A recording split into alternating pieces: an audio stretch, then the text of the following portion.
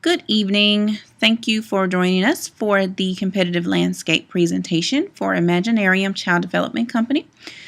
It is presented by me, Nidra Boulder, for Full Sail University's IEMS programs, ideation, and feasibility studies class.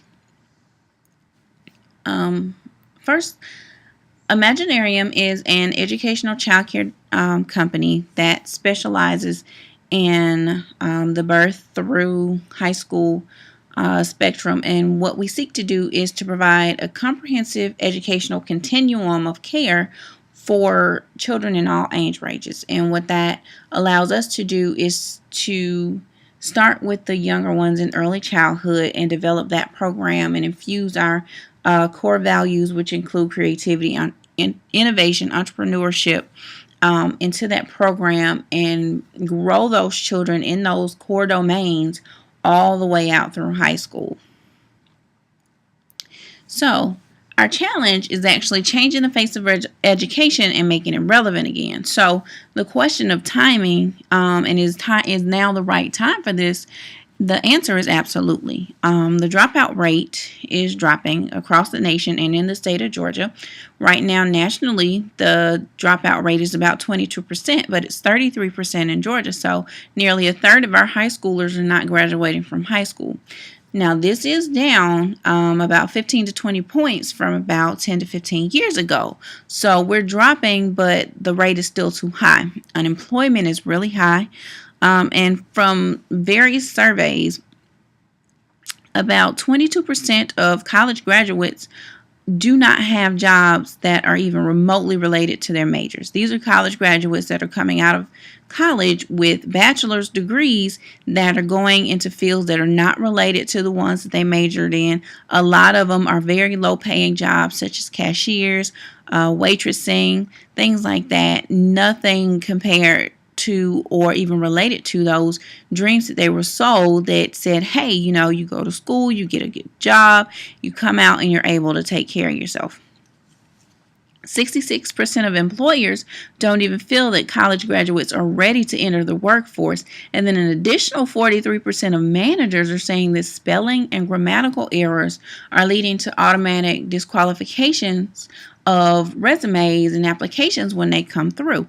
And these are remedial things that should be perfected long before, high school or long before college. These are things that are learned at the elementary level that should be rooted and grounded. But for some reason, the way that we're teaching children, it's just not sticking. It's not working. Now, education and tackling education and making it relevant again is my passion project. So for me, it's more than a hobby. And the trade-offs are pretty substantial for me. Right now, I have a stable job and a career in an industry that's projected to grow about 70 to 80% over the next 5 to 10 years. And I'll be giving that up versus something that is semi-uncertain because the concept for Imaginarium has never been done before. It's similar concepts and similar pieces and components of the program have been tried and they have been pretty successful. But as far as creating an entire school unit that goes almost totally against the grain of what education looks like right now has not been done. I will be giving up a very comfortable $65,000 a year salary with full benefits, 401k, PTO days, and remote work option versus about $65,000 a year to start with no immediate benefits. I would be giving up being stuck on the clock for a consecutive 8 inflexible hours per day versus having a little bit more flexibility to structure my time as I see fit. I'd be doing a job, which is what I'm doing now, versus doing what I love to do, which for me is probably the biggest and the best trade-off. I do my job. I love my job. I like what I do. I'd rather be doing it for myself. And education is where my heart is. So for me, giving that piece up, that's the no-brainer. That's a non-issue for me. And then the last and final thing that goes along with Imaginarium's mantra is to do work that matters. Right now, what I do is fulfilling a want. Businesses want to learn how to grow their business. I give them the tools and teach them how. Versus fulfilling a need. Children need a relevant education in order to provide for themselves, in order to sustain our economy, and in order to keep America at the top of the list of innovative countries in the world. Now, there are some things that come along with that as far as being uncomfortable. I'm very uncomfortable. I'm very comfortable with being uncomfortable, and that's okay. I've recently learned some things about myself, and one of those things is that when the pressure's on, I perform. Possibly out of duty, possibly out of obligation, and possibly, which I believe is most likely, because it's the thrill, it's the rush of being able to get it done and knowing that I can get it done with no problem. As far as the finances for both myself and for the company, there are several revenue streams that are actually coming in through the company. Right now, we have a 5-pronged approach, including the early childhood program, the charter schools, the curriculum component, the education research component, and then we also have the Saturday academies. So there's multiple revenue streams. A lot of this funding is actually something that comes via grants, and they are pretty easy to get. I have a team under me or that works with me, including a grant writer, and I'm pretty experienced myself with writing grants. I've written successful grants before, so it's not something that's new or foreign. So the experience piece, we have it. We have the educators. We have the people that want to make a difference.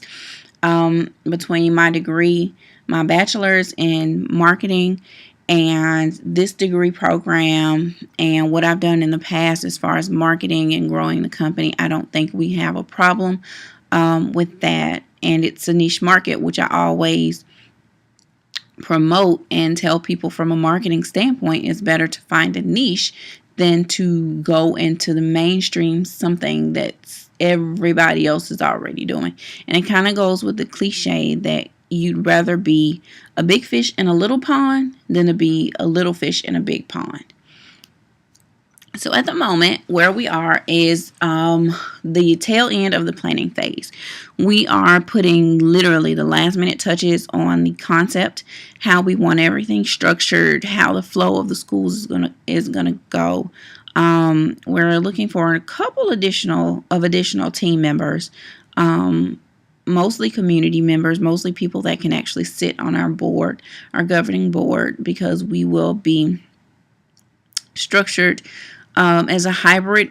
It's been called in the past a for-profit nonprofit, or for-profit for good. So we have the nonprofit pieces being the education piece, so that will allow us an almost unlimited stream of funding through our grants. And then there's other small business pieces that we can capitalize on and grow the business that way. But the real reason why we've decided to go the nonprofit route for the education part is because, one, we don't want that part to be diluted, because it is what it is. It is us correcting the ills of education at the moment, and it is strictly for that purpose, to educate children. There are nonprofits that do make profit, and the NCAA is a great example. If anybody has any questions about how the NCAA goes about being a nonprofit, and a very profitable nonprofit, and not just from grant funding, you can go ahead and research that, because they do make a lot of money from a lot of different revenue streams. We're also defining roles, and what we found is all of us have specific talents and things that we bring to the table. And all of us are here to fulfill a role.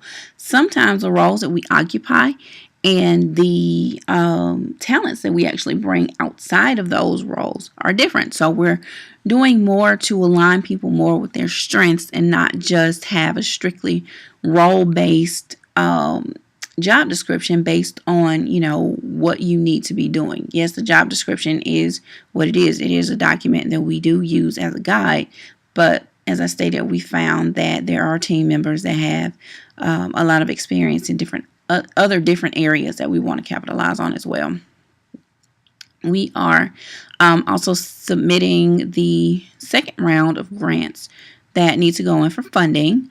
And then we're also learning to navigate processes. One of the major processes that we're learning right now is the charter school process, which is in any district in the state of Georgia, almost a 2-year process. So trying to navigate that and make sure that we get it right the first time, because there is such a time investment for each. And these charter applications have to be in at least a year and a half prior to the beginning of the school year that you want to open the charter. We need to get this right the first time. So those are the things that we're kind of doing right now. And coming up, we should have those grant funds secured, early Head Start programs. There are Institute of Education Sciences grants out and National Science Foundation grants out. And actually there are 2 NSF grants that will be coming due in January that we're also working on. We're looking to begin Head Start operations next summer around the 1st of July. So we're putting the final touches on that because that'll also put us in the position of being a grant-making institution ourselves. So we want to make sure that we're completely familiarized with how all of that works and the best way to execute that governance. We have a discovery paper that is coming up on the state of creativity in the schools. In addition to this discovery paper, that is also one of the topics of one of the research grants that we've been commissioned to write. So, as I stated before, we're also selecting board members, and we're also deciding which districts we really want to go with for charters. We need to be in the districts that are going to meet the needs or help us meet the needs and allow us the flexibility to really meet the needs of the students and the populations that we serve. So overall, the venture has its risks. It has its rewards. It has risk in the form of something that really hasn't been done before. It's been tried and attempted in modules, sort of, or so to speak, but never full-fledged head-on the way that we're doing it. So the risks are pretty high. But it's worth it. It's worth it. Knowing that you're a part of something that matters, something that's bigger, something that will literally leave a legacy, not only for my children, our grandchildren, our great-grandchildren, but even our great-great-grandchildren. And they can turn and point and say, hey, I know who started that and I'm related to that person, brings me the greatest sense of joy. And to think of all the children that will be helped in this process with this school is an awesome idea. On the entrepreneurial risk assessment, I scored really well on that. I don't think there was anything really that surprised me, honestly. I know that I'm very driven. I know that I take a lot of initiative, and I also know that I am bad to a degree at delegating. So these were not things that were really shocking, so to speak. I kind of know myself pretty well, and I know what to expect from myself. So look forward to more from Imaginarium really soon. We are doing big things and trying to get this thing off the ground. Oh, one of the new things that we are actually going to do is forge ahead first with the Saturday Academy. And what we're going to do is to target high schoolers and get them, it'll be an entrepreneurial academy. So what they'll do is they'll meet every other Saturday, and with those meetings, they'll meet for anywhere from 2 to 3 hours, and it'll basically be a small business incubator group where they learn how to build a business.